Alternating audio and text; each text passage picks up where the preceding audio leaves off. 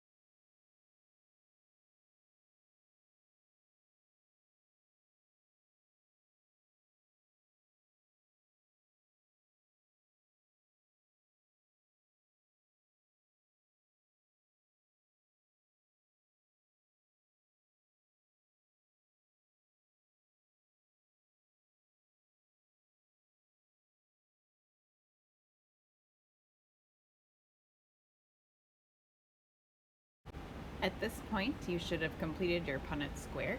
You will need to have all 16 boxes filled out anytime you have parents that are heterozygous for both traits.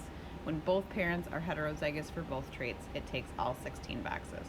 And then there's 16 different ways for those letters to combine. So some of the individual offspring will inherit dominant traits for all of their alleles, and some might inherit all recessive traits for their alleles.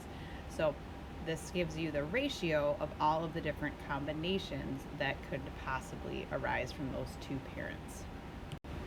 If you don't remember how to generate your gametes, we can go over that again. So you're going to have a parent here that is heterozygous for both traits.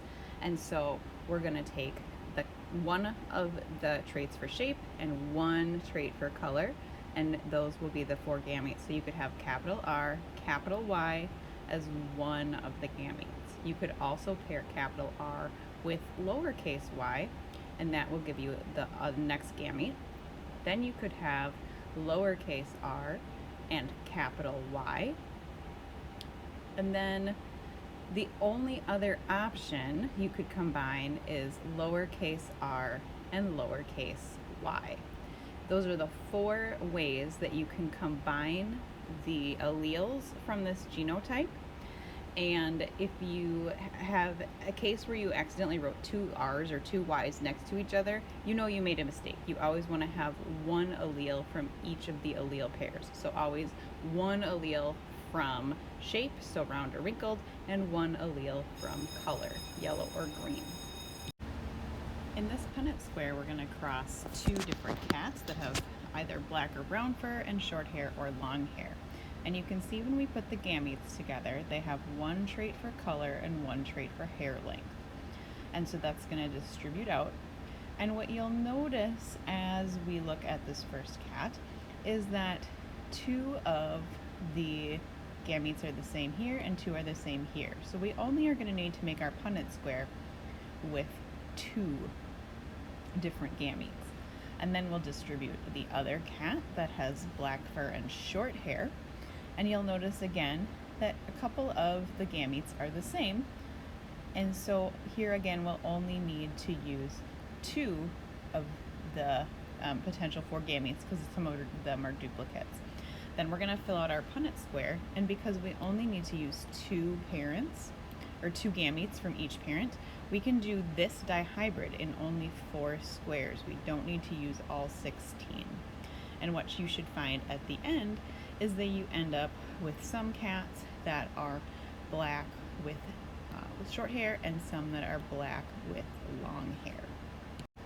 And finally, we'll look at our example with tomatoes. So we're going to look at two parents that are both heterozygous for stem color and fruit color. So our gametes look like this. And then we're going to fill out our Punnett square. We're going to need to use all 16 squares because none of these gametes are duplicates of one another. And so this is distributes the same way that is the Punnett square we did for the first Punnett square was for this type. So you need all 16 squares because there are 4 different gametes. Each gamete is a different combination of that stem color allele and the fruit color allele. So as you distribute your letters, you'll notice that there are a pattern develops. You've got new individuals that are heterozygous for both traits that if you distribute in the same way that I did are going to be in this pattern.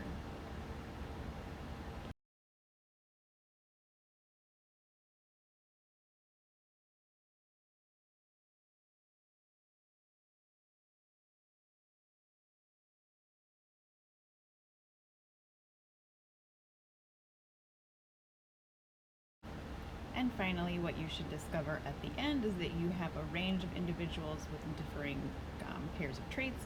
Some have 2 dominant traits, some have 2 recessive traits, and then there's all these combinations of dominant and recessive in between.